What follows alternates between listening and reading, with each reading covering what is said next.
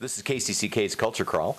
I'm Dennis Green, and my guest today is from RHCR Theatre, Matthew Ford. Matt, thanks for being here today. Thanks, Dennis. Thanks for having me. RHCR is one of several theater companies that have kind of popped up over the last 4 or 5 years in the Cedar Rapids area, so the audience can be forgiven if they're going, okay, which one is this? Absolutely forgiven. Now, okay, Matt would say, well, this is the best one. It's one of, not. I wouldn't go so far as to say that. But RHCR stands for Rich Heritage of Cedar Rapids Theater Company. Okay. And tell me a little bit about what moved you to form a theater company. The money. It was the six-figure income. Exactly, Dennis.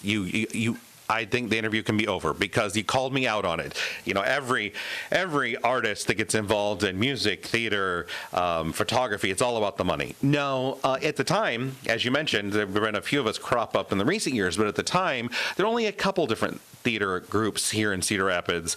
Of course, the big one, Theater Cedar Rapids and SPT Theater. And there seemed to be, even for a city our size, even though we are the second largest city in Iowa, a lot of talent here, and there wasn't enough theater to showcase that talent. So I did a show in 2013 that almost killed me. It was probably not the best idea for my first show to cut my teeth on, but everything was a learning process, and I can say I learned a lot. And this was Rocky Horror, right? That's correct. The scope of that show, the dancing, the singing, the live band. No offense to Richard O'Brien who wrote the book, but the acting is not that hard.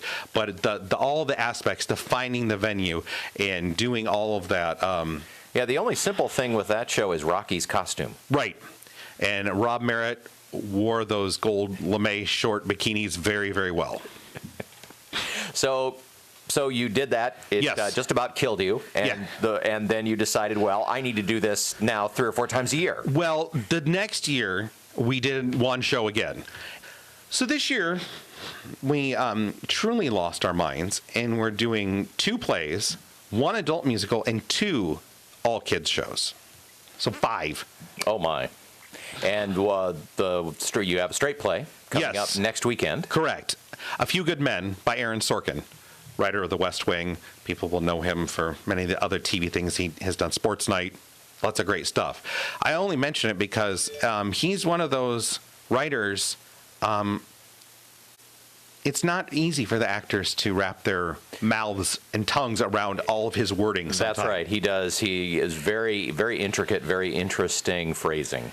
Yeah, he even makes a joke about himself in the show where one of the characters mentions to another, why do you talk like someone who writes dialogue that doesn't know how to write very well? And it's a female character, because Sorkin has been accused many, many times of not knowing how to write women's characters. But we all remember the movie. Correct. A Few Good Men, Jack Nicholson and Tom Cruise. Absolutely. Jack Nicholson, I feel, was robbed Best Supporting Actor nomination that year. But there were a lot of good stuff that year that the movie came out. So has the stage play been around for a while then? It was a stage play first. It was a play first. Okay. So Sorkin wrote it. It was on off-Broadway. Rob Reiner saw it, optioned the rights, and turned it into the movie that some people know. I was amazed, though, when I was casting the show, the people, usually the young ones, that didn't know that there was a movie. They'd never heard of it. But they've heard someone utter the phrase, "You can't handle the truth." Yeah, they just don't know where it came from. I've made sure that that's been remedied, and they've all at least seen the young people in the show have at least seen the movie once. And the funny thing is, I found almost like a actor studio interview with Rob Reiner where he talked about how after the movie came out, Sorkin went back and rewrote the play to match the movie because he fixed some of the main plot issues that the play had. Oh. Because there were some parts that were not clear at all that Reiner just added in little character or little, a quick 20-second back and forth between 2 characters. Oh, now that makes sense. So the play that I'm sure all of your listeners will come see matches. There are very few parts that don't match exactly to the movie. And you have an outstanding cast. Yeah, I don't want to pat myself on the back too hard because it took people to say yes, but I've been excited for all the shows that I've directed with the cast, but I'm very, very excited about this cast. Scott Hughes, who most recently was Claudius in the TCR production of Hamlet and has been been up and down the corridor for years, is your Colonel. Colonel Nathan Jessup. Yes, he is the Jack Nicholson role. Scott has done a wonderful job because he was actually doing Hamlet and rehearsing us at the same time, and has had most all of his lines just down even before Hamlet ended. So amazing talent and dedication, and what he brings to the role. I'm so excited for people to see. And who's got the Tom Cruise character? A young man, Kennedy graduate a few years ago by the name of Joshua Payne. Usually known for his singing. I cast him in a benefit show that I did last year that was a straight play also, because I needed a certain age group. And he impressed me so much with this monologue show about the Vietnam War that I did, that I went to him and said, hey, I'm doing another show, but again, there is no singing whatsoever. Would you be interested? And he said yes. And I know it's been a challenge for him, but he's up to it.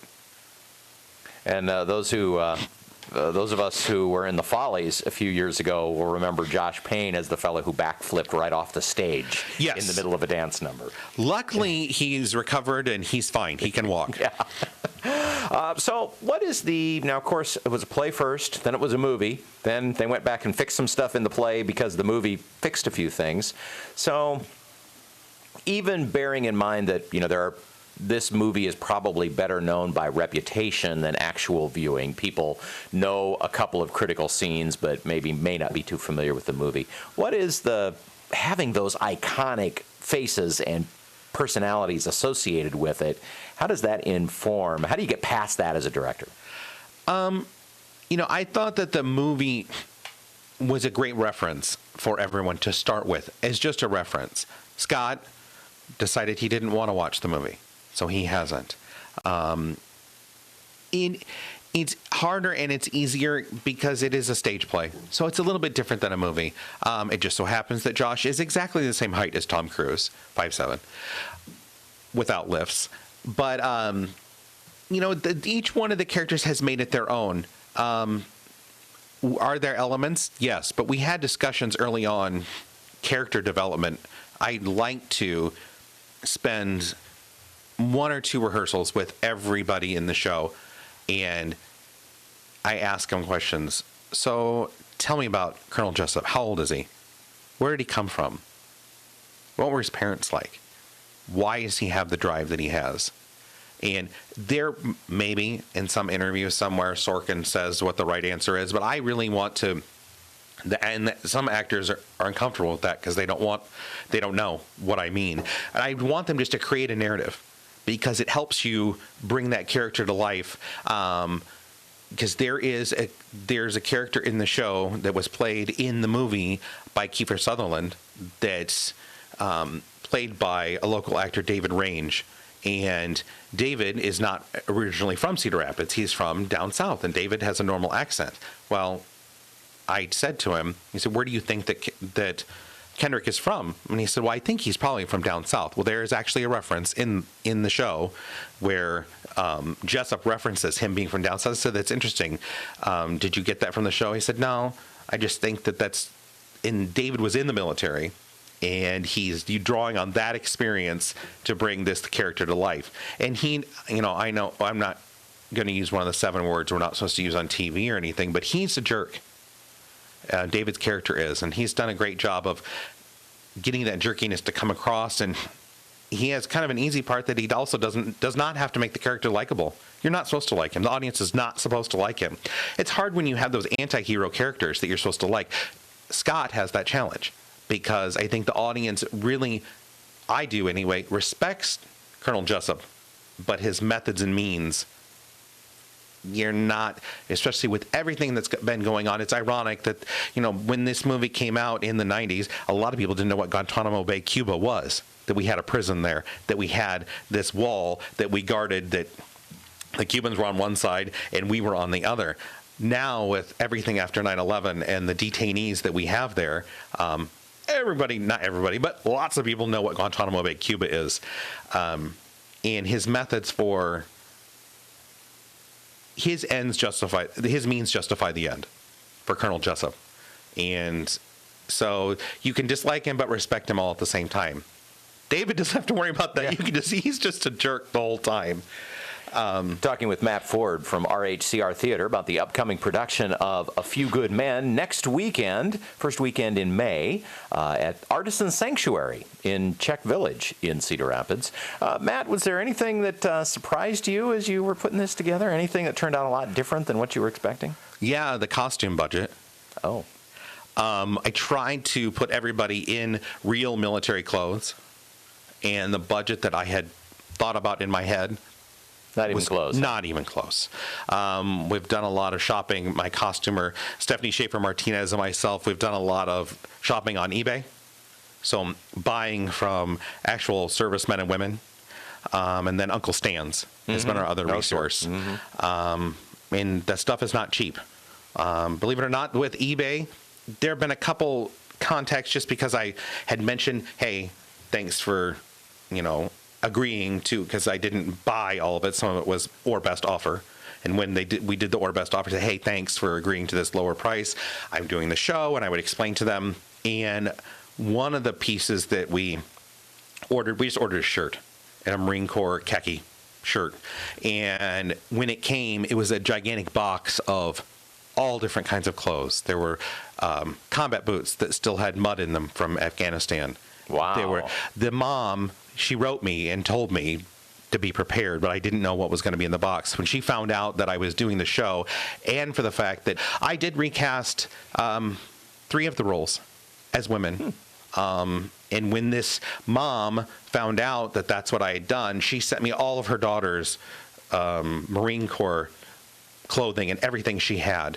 And unfortunately, she just sent me an email yesterday. She lives 3,000 miles away, because otherwise she would love to come see the show. So she wants some pictures. So I'm definitely going to send them to her. The show is A Few Good Men. It's next weekend. And what are the actual dates for the Friday, Saturday, Sunday, Thursday, Friday? It's a Thursday, Friday, Saturday. Okay. May 5th, 6th, and 7th. All right. 1 show Thursday, 1 show Friday, and 2 shows on Saturday. There's a matinee and an evening production. All right. And if people want tickets, how do they get them? They can go to our website, www.RHCR Theatre. That's R-E, not E-R. We're not a building. RE.com. So RHCRtheatre.com, or you can buy at the door. All right. Cash, check, or credit card. Okay. Matt Ford from RHCR Theatre and A Few Good Men. Sounds like it's just going to be an outstanding production. Good luck with it. Thank you very much, Dennis.